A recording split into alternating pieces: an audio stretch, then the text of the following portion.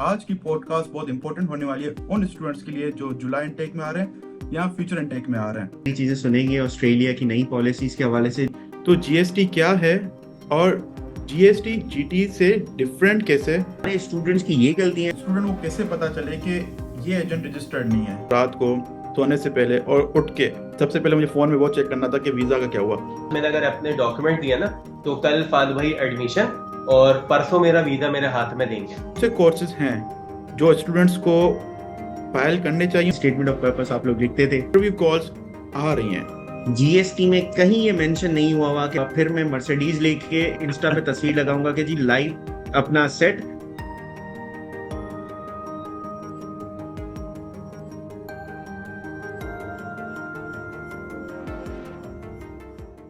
Hello everyone, this is Vishal Kumar और आज हमारे साथ हैं खुर्रम सर जो कि ऑस्ट्रेलियन एक्सपीरियंस काउंसलर हैं। और आज की पॉडकास्ट बहुत इंपॉर्टेंट होने वाली है उन स्टूडेंट्स के लिए जो जुलाई इनटेक में आ रहे हैं या फ्यूचर इनटेक में आ रहे हैं।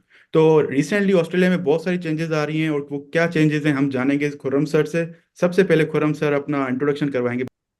थैंक यू सो मच विशाल, आपने हमसे ये रिक्वेस्ट करी इस पॉडकास्ट के लिए और मुझे भी टाइम दिया, तो first of all thank you आपको और आपके व्यूअर्स को भी।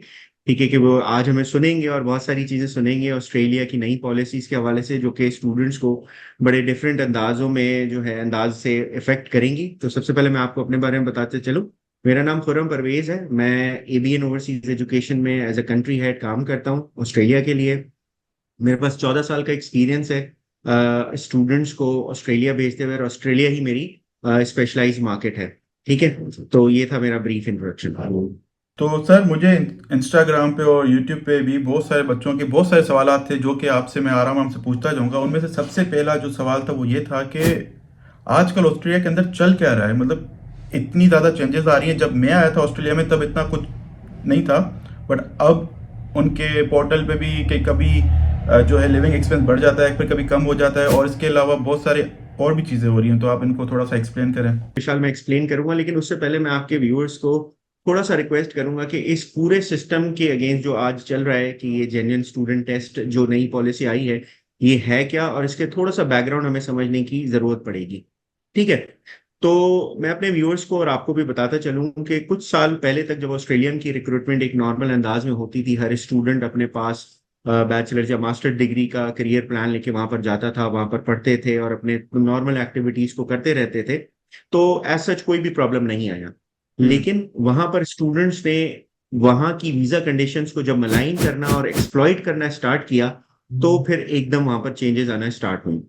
हम सही। कोविड को भी यहाँ पर बहुत इंपॉर्टेंस देंगे क्योंकि पोस्ट कोविड भी बहुत ज्यादा चीजें चेंज हुई हैं। हम्म। 2019 से लेकर 21 तक ऑस्ट्रेलिया टेक्निकली ऑलमोस्ट पूरा क्लोज था। सिर्फ चंद एक वीजाज होते थे जो कि बहुत इंपॉर्टेंट नेचर के होते थे, वो मिलते थे, लेकिन स्टूडेंट वीजा का पूरा प्लेटफॉर्म बंद था। तो ऑब्वियसली विशाल, आप समझते हैं कि, और व्यूअर्स भी समझते हैं कि जब कोई चीज 2 साल तक बंद होती है तो वहां पर मौजूद लोग डिफरेंट जगहों पर काम करना स्टार्ट कर देते हैं। हर किसी को अपना पेट प्यारा होता है, रोजी हर किसी को कमानी होती है। तो इसी बीच में बहुत सारे वीजा ऑफिसर्स ने, यूनिवर्सिटी के रिप्रेजेंटेटिव्स ने अपने अपनी इंडस्ट्री को छोड़ा और वो डिफरेंट सेक्टर्स में चले गए, जिससे हुआ ये कि नए वीजा ऑफिसर्स और नए यूनिवर्सिटी के रिप्रेजेंटेटिव्स आए। अब जब भी कोई बंदा नया आता है तो उसके लिए बड़े चैलेंजेस आते हैं। ऑस्ट्रेलियन गवर्नमेंट अनाउंस करती है, नई गवर्नमेंट के जी हम बॉर्डर्स ओपन करते हैं, और एकदम से पूरी दुनिया का रश स्टार्ट हो जाता है ऑस्ट्रेलिया आने में। अब हम्म। इसके अंदर विजिट वीजाज भी शामिल हैं, इमिग्रेशन के केसेस भी शामिल हैं, और डिफरेंट नेचर के भी जो केसेस है वो भी शामिल है, और उसमें सबसे बड़ा जो चंक होता है वो हमारे स्टूडेंट वीजाज का होता है, वो भी शामिल है। हम्म। अब कुछ स्टूडेंट्स ऑलरेडी वेट कर रहे थे जिनका वीजा उनके पास था कि जी जिस दिन बॉर्डर खुले हम ट्रैवल करें, और कुछ स्टूडेंट्स वेट कर रहे थे कि हम अपना प्रोसेस स्टार्ट करें। तो Australia unfortunately did not have this expectations, या उनके पास थी नहीं, या उन्होंने जानबूझ के इस तरह से किया, तो ये हम आपके ऊपर छोड़ते हैं और आपके व्यूअर्स पे कि वो डिसाइड करें। लेकिन they did not plan anything और any big chunk like this, और सडनली ये हुआ कि सिस्टम चोक हो गया। और जब सिस्टम चोक हुआ तो एक सर्टेन पीरियड के बाद वीजास तो आए, लेकिन उससे पहले बहुत ज्यादा वीजास रिफ्यूज हुए, और एक वर्ड बहुत ज्यादा मशहूर हो गया जिसे हम कहते थे माइग्रेशन एक्ट। माइग्रेशन ठीक है, एक्ट। बिल्कुल। माइग्रेशन एक्ट स्टूडेंट्स के ख्वाबों में आना शुरू हुआ। माइग्रेशन सही एक्ट बात है। स्टूडेंट्स को अपनी टेबल्स पे नजर आना स्टार्ट हुआ। माइग्रेशन एक्ट दोस्तों की शक्लों में नजर आना हुआ, वो इतना पॉपुलर हो गया।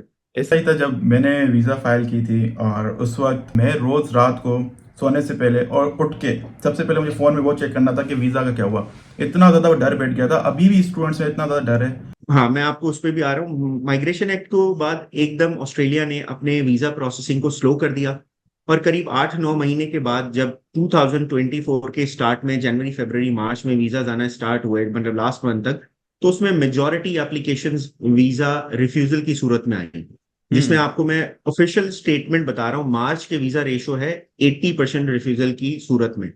ठीक है, और इससे अगर हम पहले जाते हैं तो इट वाज हार्डली 40%, 35% पाकिस्तान का अप्रूवल रेशो रहा है। अब इसके पीछे फैक्टर्स हैं विशाल। या फैक्टर्स क्या है, जिस तरह आपने बोला कि एक एजेंट को सिलेक्ट करते वक्त बड़ी इंपॉर्टेंट चीजें देखनी पड़ रही होती है अपने माइंड में, लेकिन उससे पहले एक स्टूडेंट को अपना भी प्लान करना पड़ता है। ऑस्ट्रेलिया की एजुकेशन टॉप 10 एजुकेशन सिस्टम्स के अंदर आती है। ऑस्ट्रेलिया के अंदर जब बच्चा पढ़ने आता है तो वो क्वालिटी एजुकेशन को फोकस करने आता है या करते हैं उसको।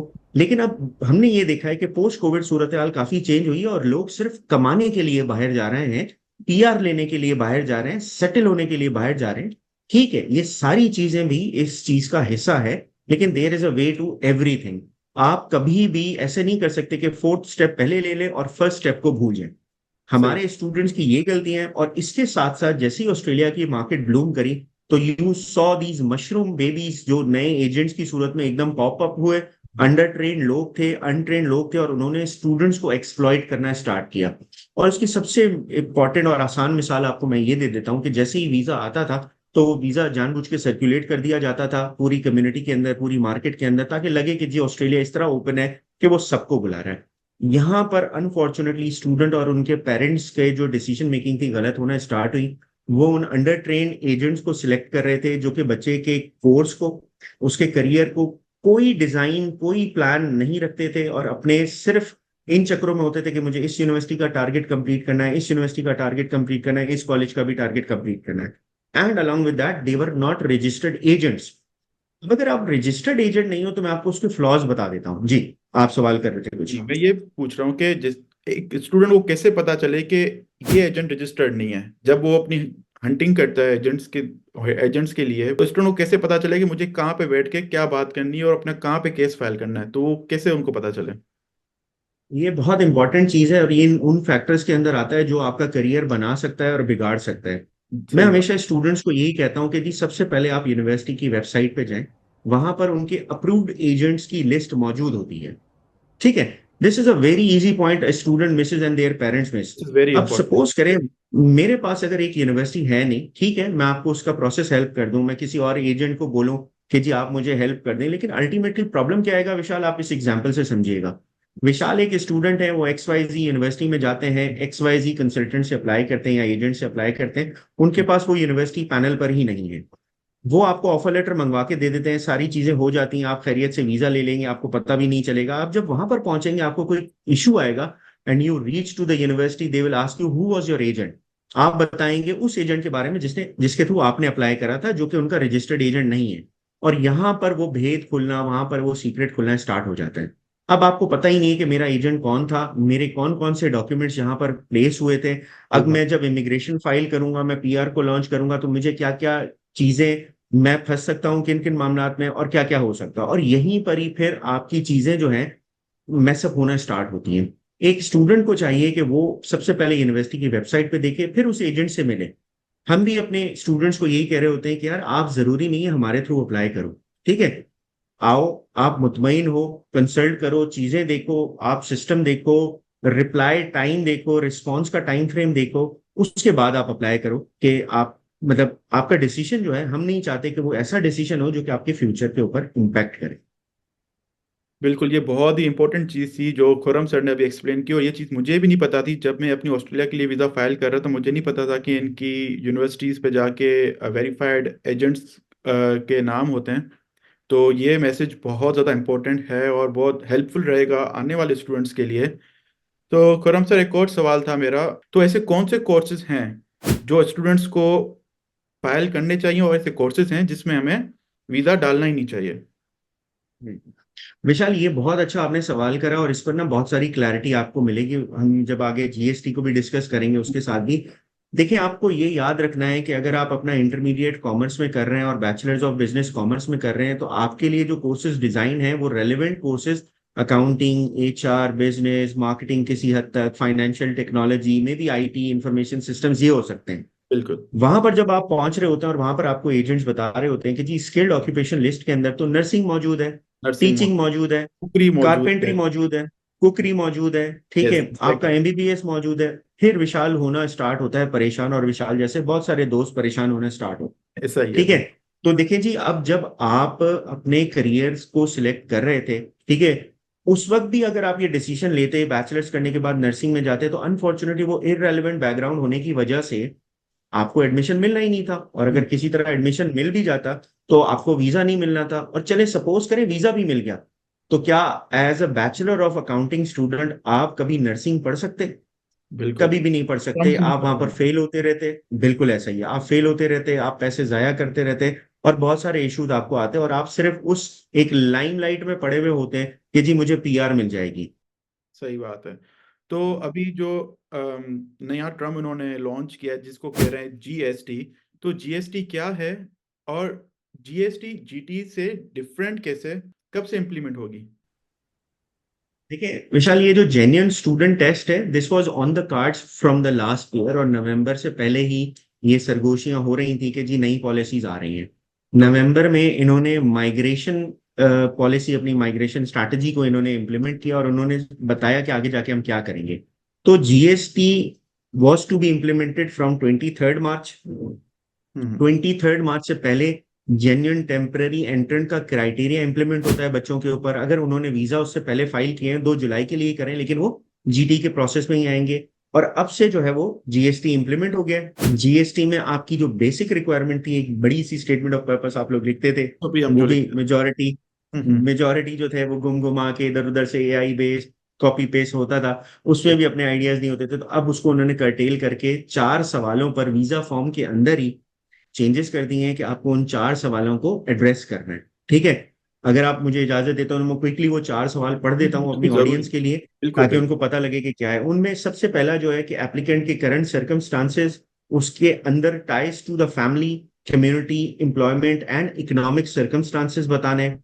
सेकंड के अंदर ये बताना है कि ऑस्ट्रेलिया के अंदर ये बच्चा जो है ये कोर्स क्यों करने जा रहा है और इस पर्टिकुलर यूनिवर्सिटी में क्यों जा रहा है। और ये भी बताना है कि बच्चे को अपने कोर्स की रिक्वायरमेंट्स भी पता है, और वहां पे स्टडी की रिक्वायरमेंट्स भी पता है, और लिविंग की रिक्वायरमेंट भी पता है, लिविंग अरेंजमेंट्स की। इसके बाद स्टूडेंट को तीसरे पॉइंट में ये बताना है कि ये कोर्स उनको फ्यूचर में किस तरह से हेल्प करेगा। और चौथे में अगर कोई और रेलेवेंट आप इंफॉर्मेशन देना चाह रहे हैं तो ये करें। अच्छा, ये बज़ाहिर सवाल तो आसान लग रहे हैं, ठीक है, लेकिन इसके अंदर एक ट्रिक है, और वो जो है वो ये है कि आपको हर सवाल को 150 वर्ड्स के अंदर एड्रेस करना है। तो okay. Now your English, your thinking has to be very very accurate, concise. Precise. और ऑब्वियसली जो 150 वर्ड्स आप सोचेंगे वो कभी भी कोई और इंसान नहीं सोच सकता। एजेंट्स के पास स्टूडेंट्स रिक्वेस्ट लेकर आते हैं कि आप मेरे ये आंसर्स लिखें, आप यस। एसओपी लिखें। ठीक है, लेकिन विशाल अब आप खुद बताएं कि अगर एज एन एजेंट मैं किसी को ये फेवर भी दूं, और बहुत सारे एजेंट देते हैं कि हम्म। अगर मैं 150 वर्ड्स 10 बच्चों के लिखूं तो मुझे 10 लोगों की तरह सोचना पड़ेगा। सही एंड बात है। Let's say if I am thinking for Vishal, I do not know कि उनकी कम्युनिटी के अंदर किस तरह की वो त्योहार होते हैं, किस तरह से उसमें इन्वॉल्वमेंट होती है, हम्म। और इसी तरह बहुत सारे और चैलेंजेस आ रहे होते हैं। ठीक है, तो इन चारों चीजों पर अब वो आपको वीजा में असेस करेंगे। ठीक है, और यही एक किस्म की एसओपी है जो कि आपको फॉर्म में लिखनी है। अगर आप समझते हैं कोई और एसओपी आपने लगानी है तो वो आपके ऊपर है, लेकिन ऑस्ट्रेलियन वीजा ऑफिसर अब आपसे कोई एसओपी एक्सपेक्ट नहीं कर रहा। इन 4 सवालों में अगर आप ये भी लिखें कि एक मैं ऑस्ट्रेलिया टेम्पलेट है आके वो। परमानेंट, ये एक टेम्पलेट है, वीजा फॉर्म के अंदर मौजूद है। ठीक है। हम 15 अप्रैल 14 अप्रैल के बाद तकरीबन 35-40 वीजास फाइल कर चुके हैं। अभी हम डिसीजंस का वेट कर रहे हैं, तो फॉलो हमें किया है। टर्न ओवर टाइम भी पता लग जाएगा। नई पॉलिसी में हम कर चुके हैं, लेकिन हम्म। अब नई पॉलिसी के अंदर अगर आप ये भी बता दें कि ऑस्ट्रेलिया के अंदर आके मैं रुकूंगा and I want to get permanent resident, तो ऑस्ट्रेलियन वीजा ऑफिसर उसको नेगेटिव कंसीडर नहीं करेगा। If you have okay. A rational argument for it, you might get your visa. That depends upon the visa's thinking or thought process at that time. ठीक है, तो it's a very open thing कि जो आप सोचेंगे उसमें आप बताएं कि वो आपको किस तरह से फायदा देगा, क्या चीजें हैं, क्या नहीं है, तो उसके लिए करें। और इंशाल्लाह मैं आपको कुछ दिनों में बताऊंगा भी। हम इस पर एक पूरी वर्कशॉप डिजाइन कर रहे हैं जिसमें हम डिफरेंट स्टूडेंट्स को बुलाएंगे, और हम इसको प्लान आउट कर रहे हैं। ओके, तो जीएसटी और जीटी में मेजर डिफरेंस ये है कि जब हम जीटी फाइल करते तो उसमें हमें 2000 वर्ड्स की एसओपी, 1500 वर्ड्स की एसओपी लिखनी पड़ती थी। बट अब क्या है कि उन्होंने, इमिग्रेशन वालों ने एक वो टेम्पलेट दे दिया है कि 4 सवाल हैं, आपको सिर्फ 4 सवालों के ही जवाब देने हैं, इससे ज़्यादा एक्स्ट्रा कुछ भी नहीं बोलना। तो सर मैंने ये भी सुना है कि जो लोग अब जीएसटी फाइल कर रहे हैं तो उनको इंटरव्यू कॉल्स आ रही हैं। पहले क्या होता था कि रेंडमली इंटरव्यू कॉल्स आती थी, मुझे इंटरव्यू कॉल नहीं आई, मेरे दोस्तों को इंटरव्यू कॉल नहीं आई। बट अब आफ्टर दिस जीएसटी टर्म कि अब सबको ही इंटरव्यू कॉल्स जाएंगी, क्या ये बात सच है? अच्छा विशाल, अब आपने देखा होगा हमारे बहुत सारे मिथ्स हैं सोसाइटी के अंदर, ठीक है। जैसे मैं आपको एक बता देता हूँ, हमारे यहाँ में हमारे बड़े कहते थे कि जी रात में आप नाखून ना काटें, सही ठीक है। बात। हम उनसे पूछते थे क्यों, वो कहते थे कि यार जो बरकत होती है ना वो नहीं रहती घर में, सही बात है। ठीक है। जब हमने इसको थोड़ा सा और पढ़ा तो हमें पता लगा कि जी उस जमाने में लाइट नहीं होती थी तो लाइट कहीं होती आप थी। अपनी फिंगर्स को ना डैमेज कर सकें, ठीक सही है। बात। इसी तरह बहुत सारे स्टूडेंट्स आके मुझे कहते हैं कि जीएसटी के अंदर हर स्टूडेंट को इंटरव्यू की कॉल आ रही है, ठीक है। Vishal, I am sharing you with my honest heart, for the last 14 years I haven't seen for the interviews been taken for like 20 students से ज्यादा मेरे 14 सालों में किसी बच्चे के इंटरव्यूज नहीं हुए, ठीक है। हम्म। 20 स्टूडेंट्स के मुझे अच्छी तरीके से याद है, इन 14-15 सालों के अंदर जो मुझे अरसा गुजरा है, इतने ही स्टूडेंट्स के भी इंटरव्यू हुए हैं। जीएसटी में कहीं ये मेंशन नहीं हुआ कि हम हर स्टूडेंट को इंटरव्यू करेंगे, ठीक है। यस, एप्लीकेशन प्रोसेस में डिफरेंट यूनिवर्सिटीज के अपने प्रोसेस है, वो कर सकती हैं। दे वांट टू सी कि you are a genuine student, that is there right. लेकिन इमिग्रेशन इस पे इंटरव्यू कर सकता है या नहीं कर सकता, दिस इज अभी इट्स टू अर्ली टू से। इंटरव्यूज उसी तरह से होंगे, रैंडमली होंगे। There have been investments made by the Department of Home Affairs to verify that documents, वो important है rather than interview। और जब आप ये 150 सवाल 150 वर्ड्स के आंसर लिखेंगे तो you'd be obviously ready for an interview as well, ठीक है। अगर कोई बंदा या लड़का या लड़की 70 से 80 लाख रुपए की ऑस्ट्रेलियन यूनिवर्सिटी में जाता है तो उसको कोर्स भी पता होना चाहिए, कंटेंट्स भी पता होना चाहिए, अकोमोडेशन में कहाँ रहेगा, टिकट कौन सा कराएगा, पार्ट टाइम जॉब अपॉर्चुनिटीज क्या है, उसका स्पॉन्सर कौन है, इसे फ्यूचर मेंशन करना प्लान्स क्या है, है, ये तो फिर बेसिक है ना। ये सारी चीजें हमें मेंशन करनी है जीएसटी में। ये इसी जीएसटी के अंदर आपको वर्ड्स के अंदर मेंशन करनी है कि ये किस तरह से आप सारी चीजें करेंगे, और ऑब्वियसली आपके डॉक्यूमेंट्स भी अटैच होंगे तो वहां से भी रिफ्लेक्ट होगा। विशाल देखें, एक बड़ी सिंपल बात है, व्हेन यू गो और to buy a mobile phone और प्रॉपर्टी, आप हम्म। कितने सवाल करते हैं उस प्रॉपर्टी एजेंट से, ठीक है। फिर आपको पता होता है कि मैं 70-80 लाख रुपए कहाँ इन्वेस्ट कर रहा हूँ, वहां पर वो अप्रूव्ड है या नहीं है, मुझे रिटर्न करेक्ट। कितना देगा। तो यार ऑब्वियसली अगर आप इतना बड़ा डिसीजन ले रहे हैं अपनी फॉरेन एजुकेशन का, और 1-1.5 करोड़ पे आप लगाएंगे सिर्फ एजुकेशन पे, तो आपको ये बेसिक सारी चीजें पता होनी चाहिए। तो आने वाले इंटरनेशनल स्टूडेंट्स जो जुलाई इनटेक और फ्यूचर इनटेक में आ रहे हैं, उनको जीएसटी में क्या चीज का बहुत ज्यादा ख्याल रखना चाहिए कि ये गलती मैं ना करूं? ऐसी क्या चीजें हैं? सबसे इंपॉर्टेंट तो ये है कि वो अपने कजन्स, मामू, चचा, ताया, रिश्तेदार, फैमिली मेंबर से ऑस्ट्रेलियन वीजा डिस्कस ना करें, ठीक है। वो ओके। रजिस्टर्ड एजेंट्स के पास जाएं। उसका रीजन ये है कि बहुत सारे दोस्त जो वहां पर ऑस्ट्रेलिया में मौजूद हैं उनको करंट पॉलिसीज का नहीं पता। हम्म। जिस जमाने में वो अप्लाई करते थे तो ऑफर लेटर हफ्ते के अंदर आता था, आज ऑफर लेटर शायद आपको 6 महीने के बाद मिले, सही बात है। ठीक है। एंड जब आप लोग वीजा फाइल कर रहे थे, बल्कि आपके भी कहूंगा और पिछले बच्चों ने भी वीजा फाइल किया, तो उस वक्त डिफरेंट चीजें थी, अब बिल्कुल डिफरेंट है। हम्म। लेकिन जो हमें चीजें बनानी है वो ये है कि ये जो जीएसटी के 4 सवाल हैं ये हमने खुद लिखने हैं। अपने फाइनेंशियल डॉक्यूमेंट्स को हमें और स्ट्रेट फॉरवर्ड रखना है। बहुत सारे लोग जो होते हैं वो मैनुअल ट्रांजेक्शन्स पर जा रहे होते हैं, मैनुअल बिजनेस कर रहे होते हैं, उनको अब डिजिटलाइज फॉर्म में लेकर आना पड़ेगा। अपने बिजनेसेस के वेबसाइट्स बनवाएं, उनके हम्म। लिए एक पीटीसीएल का नंबर, लैंडलाइन नंबर लें, ठीक है। और अगर लैंडलाइन नंबर नहीं है तो एक्टिव नंबर रखें।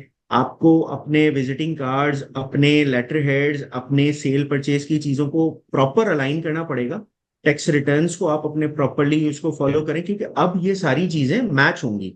अब देखा जाएगा कि विशाल अगर 1 करोड़ की चीज ले रहा है तो क्या उसके पास 25-30 लाख रुपए तो कम से कम पड़े हो ना बैंक स्टेटमेंट में, सही और फिर बात। वो कैश में भी हो। और अगर हम इसमें एक इंपॉर्टेंट बात करता रहूं, क्योंकि सबसे ज्यादा जो फेक चीज पाई गई है वो पाई गई है एक्सपीरियंस लेटर्स।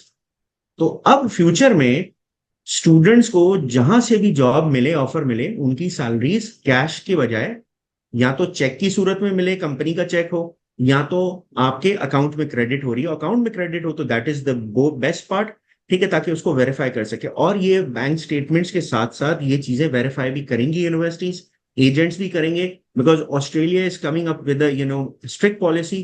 उनको उनकी जितनी भी इंपॉर्टेंट बॉडीज हैं जिनके अंदर टेक्सा है जो कि इस सारी चीजों को मॉनिटर कर रहा होता है, उसने कहा है कि जी हम इसको प्रॉपरली लेकर आएंगे, हम चाह रहे हैं कि प्रॉपर इंप्लीमेंटेशन हो। Australia should be coming back to the top 10 education systems, ठीक है। और उसके अंदर उनसे गलतियां भी हो रही हैं, उसके अंदर वो बहुत हार्श भी हुए हैं स्टूडेंट्स के साथ, यूनिवर्सिटीज भी बहुत हार्श हुई हैं, और हम यूनिवर्सिटीज को कभी डिफेंड नहीं कर सकते। हमें पता है उन्होंने हार्श हुआ है स्टूडेंट्स के साथ, लेकिन ये इन सबके पीछे एक बैकग्राउंड है जो हम आप आज डिस्कस कर रहे हैं।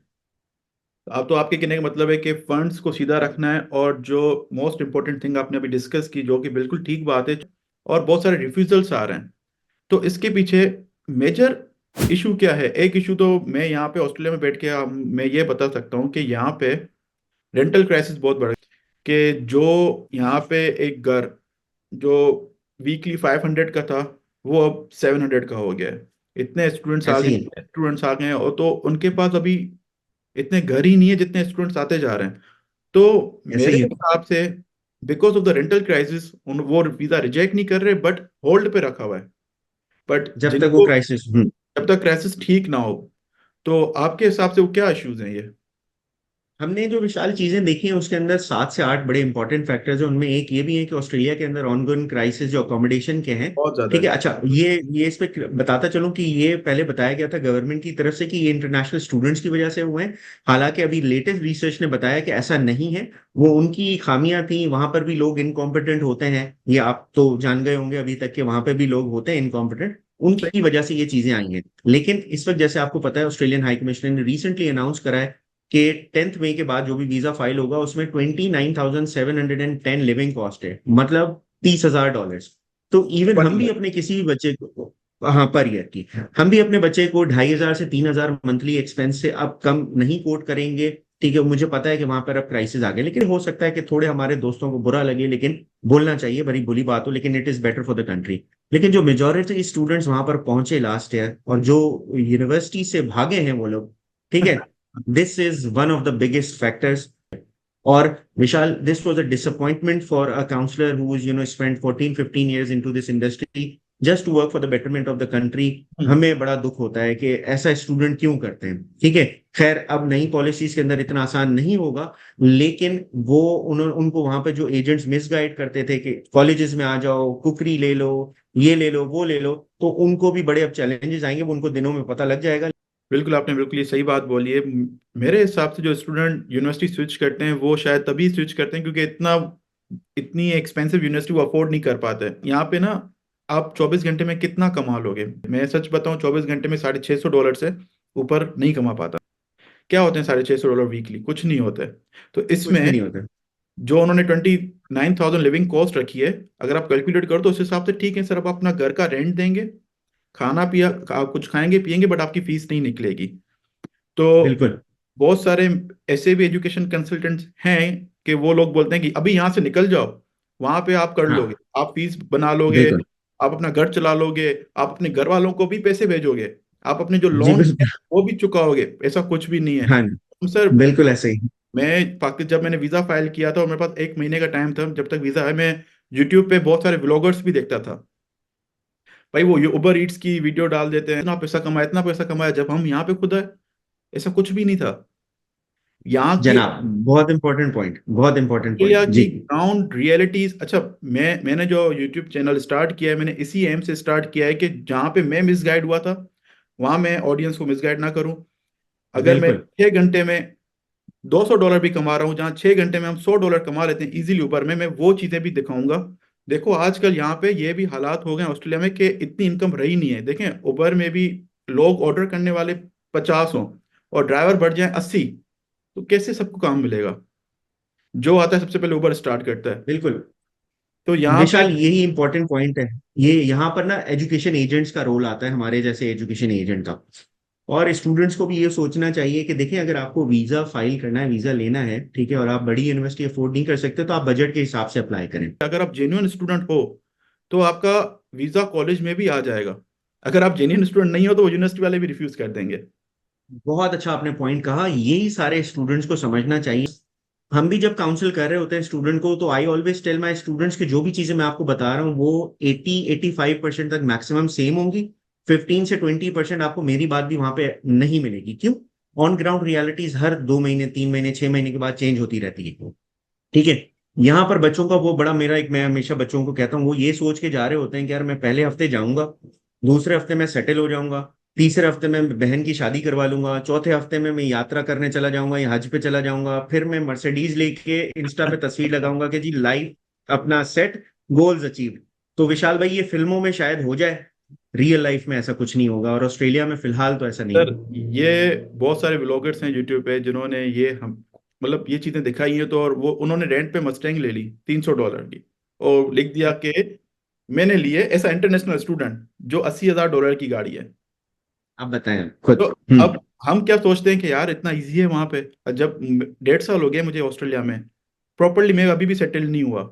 जितना कमाता जी, हूँ रेंट में जाता है, खाने में जाता है, बस। ऐसे ही ऐसे ही ऐसे ही आप बिल्कुल सही कह रहे हैं कि वो यही वो चीजें हैं विशाल, यही वो बेसिक्स हैं जो हम मिस कर रहे हैं। जीएसटी का जो इम्प्लीमेंटेशन है अब इन तमाम चीजों को क्लियर करेगा।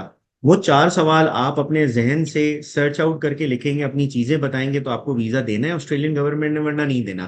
सही और बात ये है। याद रखना है कि भले जितना भी डिलेज हो, चीजें हो, बुरे वक्त के बाद हमेशा अच्छा वक्त आता है। बिल्कुल ठीक है। आता है। ऑस्ट्रेलियन इकोनॉमी में स्टूडेंट वीजा का रोल बहुत इंपॉर्टेंट है। It's a big industry over there, billions of dollars invest होते हैं। ठीक है। और ये लोग वीजा देंगे, ऐसा नहीं है कि वीजा नहीं देंगे। हाँ, अब सिर्फ अच्छे स्टूडेंट को देंगे। और वो अच्छा स्टूडेंट कौन होगा? जिसको ये 4 सवाल पता होंगे, बिल्कुल। यूनिवर्सिटी का सिलेक्शन, कोर्स का सिलेक्शन पता होगा, उसे पता होगा कि पहले मुझे जाके वहां पे 2 साल, फिर 2 साल अपने एंगेज करने हैं वर्क परमिट में, फिर मैं जाके पीआर वगैरह को देखूंगा, फिर ज्यादा मैं चीजों को देखूंगा। तो now it is going to be step by step by step. और इसी के लिए ये पॉलिसी ला रहे हैं ताकि ये चीजें बेहतर हो जाएं, और ये जल्द से जल्द अब इनको सॉर्ट आउट किया जाए। वो खुद भी ट्राई कर रहे हैं कि ये प्रोसेस स्मूथ हो जाए। तो अभी अभी हमारे साथ फाद सर जुड़े हैं जो एबीएन में ऑस्ट्रेलिया की मार्केट देखते हैं। फाद सर, हमने अभी अभी बहुत सारी चीज़ें डिस्कस की हैं खुरम सर के साथ कि जीएसटी कब से इम्प्लीमेंट हो रहा है, और जीटी में क्या था, अब जीएसटी में क्या है, और जीएसटी में क्या 4 सवालात जो अब पूछे जा रहे हैं, और पता कैसे चले कि एक वेरीफाइड एजेंट कौन है, और एक स्टूडेंट को किसके पास जाके अपना केस फाइल करना चाहिए, और कौन से ऐसे कोर्सेज हैं कि जिनमें हमें स्टूडेंट को फाइल करना है कि कौन से कोर्सेज में नहीं करना। ये बहुत सारी चीज़ें हमने डिस्कस कर ली हैं यहाँ पे। बट मैं आपका इनपुट चाहता हूँ कि आपके क्या थॉट्स हैं जो कि न्यू पॉलिसीज अब आ रही हैं जीएसटी में, जो उन्होंने चेंजेस लेके आए हैं, और ये जीटी क्यों खत्म करके जीएसटी लेके आ रहे हैं। Thank you so much for inviting us. बड़ा इंपॉर्टेंट एक टॉपिक आपने सेलेक्ट करा है, वी आर ग्लैड के किसी स्टूडेंट ने ऐसे इनिशिएटिव लिया है। देयर वर सम प्रॉब्लम जो उनको फेस हो रही थी, स्टूडेंट्स इधर से जाते थे and they don't study over there, और वो अपने स्टेटस चेंज कर रहे होते थे। सही तो बात है। उसको ओवरकम करने के लिए ऑस्ट्रेलिया ने जीटी की कुछ फ्लॉज थे जो रिमूव करके उसको जीएस पे लेकर गए, और ये 23 मार्च 2024 से इम्प्लीमेंट हो चुका है, फॉर योर इंफॉर्मेशन। इसमें कुछ चीजें हैं जो उन्होंने चेंज करी हैं, खुरम साहब ने वो सारी आपको ब्रीफ कर दी होंगी। Apart from that, visa officers GS को असेस करते हुए देख रहे होते हैं, एक है आपका potential situation in Australia and okay. Value of the course in Australia और इन योर होम कंट्री। ठीक है। तो इसके अंदर वो क्या देख रहा होता है पोटेंशियल सर्कमस्टेंसेस में? भाई वो देख रहा होता है फाइनेंशियल स्टेबिलिटी आपकी, प्लान लिविंग अरेंजमेंट्स आपकी देख रहा होता है। ठीक है। ऐसा ना हो कि जी बच्चे ने सिविल इंजीनियरिंग करी हुई है, ठीक है, और वो बोल रहा है जी अब मुझे नर्सिंग करनी है, वो रेलिवेंसी उधर प्रूव नहीं हो रही है। तो that's it from my side. बिल्कुल बिल्कुल, बहुत ही ज़्यादा इंफॉर्मेटिव था ये। तो मेरा सवाल है आप दोनों से ही, फाद सर और खुरम सर से, कि हमने तो अब ये चीज़ें डिस्कस कर ली कि स्टूडेंट्स को क्या चैलेंजेस आ रही हैं, अब आपको क्या चैलेंजेस आ रही हैं जब आप एक स्टूडेंट रिक्रूटमेंट आप करते हो। ये तो आपने बहुत अच्छा सवाल करा है। मतलब मेरे ख्याल से आज के पॉडकास्ट का जो मेरा सबसे फेवरेट सवाल है वो यही है। ठीक है। तो इस पे मैं फाद से इजाजत लेके 2 ज्यादा 3 ज्यादा पॉइंट्स बोलूंगा। हम्म। देखिए विशाल, सबसे पहले जो आजकल स्टूडेंट आ रहा है ना, ये जिस तरह रील्स देख रहे होते हैं ना, जिस तरह रील्स ऊपर नीचे जा रही होती है, तो ये समझ रहे होते हैं कि हमारे मैसेजेस का जवाब, हमारे एडमिशन लेटर्स, हमारे वीजा भी इसी तरह से आए। तो मेरी उनके स्टूडेंट से भी रिक्वेस्ट होगी, और पेरेंट्स से, और इस पॉडकास्ट के थ्रू सबसे, कि देखिए जब आप कोई बड़ा डिसीजन लेने जा रहे होते हैं ना, आप उसके लिए अवेयर हो। ठीक हम्म। है। स्टूडेंट ना देखता है टाइम, और हमें जो है धड़ाधड़ व्हाट्सएप, हमें धड़ाधड़ मैसेज करें। देखिए जी, if anyone shows interest in our organization that is ABN, तो it is my and fast duty to answer you. ठीक है। बट यार हमारी भी जिंदगियां हैं, आप सही यकीन बात। करें, ठीक है। मैं स्टूडेंट्स को कहूंगा कि यार थोड़ा अपने बेसिक्स को और मजबूत करें, चीजों को और मजबूत करें, ताकि हमें आप साथ दें और हम आपका साथ देके करें, ठीक है। और पैसा हर चीज नहीं होती। हर हम्म। कोई ये समझता है पैसा हर चीज होती है, हर चीज नहीं होती। There are relationship, there are things as well. आप हम्म। मुझे बताएं कि मतलब कितने स्टूडेंट्स हमारे पास कोई वहां से हर्म्स का या बॉस का या शनैल का परफ्यूम खरीद के भेजते होंगे, ठीक है। बिल्कुल बिल्कुल, समझ 10 सालों सकते में, 12 सालों में, 15 सालों में किसी ने कुछ नहीं मिला, या किसी ने हमारे लिए वहां पे एलिस हैं। स्प्रिंग के अंदर या मेलबर्न के अंदर कोई छोटा मोटा प्लॉट हमें दिलाया हो, तो हम चले मान लें कि जी ठीक है। लेकिन हमें दुआएं जरूर देते होंगे, that we are sure of. ABN overseas education as the country head, मैं आपको एक श्योरिटी देता हूं कि हम आपको कभी गलत गाइड नहीं करेंगे। There is always hard work, sincerity and obedience, तभी जाके आपको कुछ ना कुछ लाइफ में मिल रहा होता है। बाकी फाद इसमें जो ऐड करना चाहिए। वही वाली बातें कि रील्स देखी ना तो वो 1 मिनट में पूरी लाइफ स्टोरी देख रहे होते हैं कि how I hmm. Become a millionaire. ठीक है, बिटकॉइन से मैंने कैसे अरबों रुपए कमा लिए। ठीक है, तो वो हमसे भी आके ये एक्सपेक्ट करते हैं कि यार आज मैंने अगर अपने डॉक्यूमेंट दिया ना तो कल फाद भाई एडमिशन और परसों मेरा वीजा मेरे हाथ में देंगे। सही है, बिल्कुल। बहुत ज़्यादा आपने हेल्पफुल इंसाइट्स पे आपने यहाँ पे बात की, और अपने व्यूवर्स को ये बोलना चाहता हूँ कि अगर आप चाहते हैं कि अगर हम इस तरह का कोई एक लाइव सेशन रखें, ये तो हमने जनरली बात की कि हो क्या रहा है। हम अगर आप चाहते हैं कि हम लाइव सेशन यहाँ पे रखें और आप सवाल कर सकते हैं अकॉर्डिंग टू योर केस, या आप कौन सा कोर्स लेना चाहते हैं, आप कौन से इंटेक में जाना चाहते हैं, तो हम ज्वाइन कर लेंगे, हम बुला लेंगे फाद सर और खुरम भाई को दोबारा, और हम एक अच्छा सा लाइव सेशन में आपके सवालात को हम जो हैं आंसर करेंगे।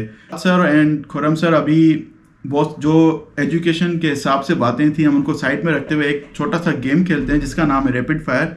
तो रूल्स तो आपको बताऊंगे, जस्ट मैं एक सवाल करूंगा और आपको जो माइंड में सबसे पहली चीज़ आ रही है आपको उसको आंसर करना है। तो I am always a die heart lover of blue and black. Blue mine and is black and green. Black and green. आने वाले स्टूडेंट्स, अगर आपकी वीज़ा आ जाती है तो ये इनके फेवरेट कलर्स हैं, आप अकॉर्डिंग टू दीज कलर्स आप इनको कुछ भी गिफ्ट कर सकते हैं। एंड स्टूडेंट्स के जान है अगर वो हमारी जान ना ले। जान है हमारी, वो अगर जान ना लें, क्या ही बात बोली है आपने, बहुत बहुत अच्छी बात बोली, बहुत अच्छी बात बोली है फात सर। सब कुछ है सर हमारा। हमारा रोजी है, सारी चीज स्टूडेंट है। Favourite university Fahad Khurram sir. यार वैसे this would be a controversial one, but you know there is a university in Brisbane which I love the most, that is Griffith. ठीक है, I love the campus, the environment, the people over there, so you know no doubt it's my favourite university in Australia, and if I get a chance to do my second masters, तो it would be Griffith. Okay Fahad sir. Edith Cowan university. Okay, is it in Perth right? ये yes, concord, yes. और एक ये सवाल था कि कौन से इंटेक में सबसे ज्यादा बच्चे जाते हैं खुरम सर? हमारे हिसाब से जो सबसे ज्यादा बचा जाता है वो जुलाई इनटेक के लिए जा रहा होता है, क्योंकि उस वक्त तक बहुत सारी चीजें कंप्लीट हो चुकी होती हैं, इंटर भी कर चुके होते हैं, बैचलर्स डिग्री भी मिल चुकी होती है, तो July would be the biggest intake. Fahad sir, I agree with I agree with sir. कौन से सिटी से सबसे ज्यादा बच्चे पाकिस्तान से जा रहे हैं Australia? Yes, now that's a good question. For me, it is going to be Hyderabad and Dharki. No doubt about it. Australia में ये बहुत बड़ा चंक है, अगर हम सिंध में कंसीडर करें तो हैदराबाद एंड डहरकी। थर्ड कराची आ जाएगा। फहद के अब अपने अगर एक्सपीरियंस है तो वो शेयर करें। आई बिलीव कि मेरे हिसाब से पंजाब है। पंजाब से बड़ा नंबर होता है ऑस्ट्रेलिया का, उसके बाद सिंध है। कितने गिफ्ट्स आपको स्टूडेंट दे चुके हैं खुरम सर जब उनका वीजा आया है? Well, to be very honest, I am not a gift person, neither do I request them, but the biggest gift I got was BlackBerry. BlackBerry मुझे दिया था एक मेरे बड़े अच्छे अपना स्टूडेंट ने। So BlackBerry at that time, yes, BlackBerry phone तो ओके बोल्ड 4 था उस वक्त, तो it was like next big thing. Okay but I guess Fahad would be the one जिसके पास बहुत सारी चीजें आती। फात सर। ओके, मैं अपनी गैलरी ओपन कर रहा था and I wanted to show you few gifts from my students. अल्लाह ताला की दी हुई इज्जत है। बिना मांगे लोग देकर जाते हैं, मैन दे गेट हैप्पी आपकी सर्विसेज से। So this is a small chunk of my gifts. Let me show you if you can see. They are very top notch perfumes. I love perfume. So अल्लाह ताला ने एक रास्ता भी बनाया बच्चों के जरिए। So the most expensive gift I got was Creed Aventus from one of my Okay. So the last question, but not the least, PT or IELTS? IELTS, any day IELTS। विशाल, इसमें बस मैं क्विकली आपको add करता चलूं, department of home affairs ने अपनी English requirement को भी चेंज करा है। जहां पर 5.5 की रिक्वायरमेंट थी, अब वो 6 पर जा चुकी है। जहां पर 6 थी, वो 6.5 पे जा चुकी है। पीटी एक AI बेस्ड टेस्ट होता है। इंस्टीट्यूशंस अब उसको या तो बढ़ा रही हैं, कुछ यूनिवर्सिटीज ने रिक्वायरमेंट जैसे मास्टर्स पे 58 था, अब वो 70 तक लेकर गई हैं। हालांकि 6.5 ही आइल्स, तो एनी डे आइल्स वो ज्यादा हमें बेहतर लगता है अगर हम स्टूडेंट को इवेल्युएट कर रहे हो। बात सर। सेकंड करूंगा खुरम साहब को कि IELTS is more authentic, more accurate test. Thank you Khurram sir, thank you Fahad sir for joining me for this podcast. और आई होप के जो भी अपकमिंग स्टूडेंट्स हैं उन सब के सवालात के जवाब यहाँ पे इस पॉडकास्ट में मिल चुके होंगे आपको। अगर आपने ये वीडियो एंड तक देखी है तो मजीद इंफॉर्मेटिव वीडियोस के लिए don't forget to subscribe me, वरना आप बहुत सारी इंपॉर्टेंट चीजें मिस कर जाओगे अगर आप ऑस्ट्रेलिया में रहते हो या आप ऑस्ट्रेलिया आना चाहते हो, क्योंकि मेरा जो भी कंटेंट होता है वो सारा इंटरनेशनल स्टूडेंट से रिलेटेड ही होता है और मैं उनको गाइड कर रहा होता हूँ और उनको मैं बता रहा होता हूँ कि ऑस्ट्रेलिया में क्या ग्राउंड रियलिटीज हैं और क्या चेंजेस आ रही हैं। So don't forget to subscribe my channel. अगर आपको ये वीडियो अच्छी लगी है तो लाइक कर दें, कुछ ज़्यादा अच्छी लगी है तो सब्सक्राइब कर दें। तो मिलते हैं अगले ब्लॉग में। See you for the next time.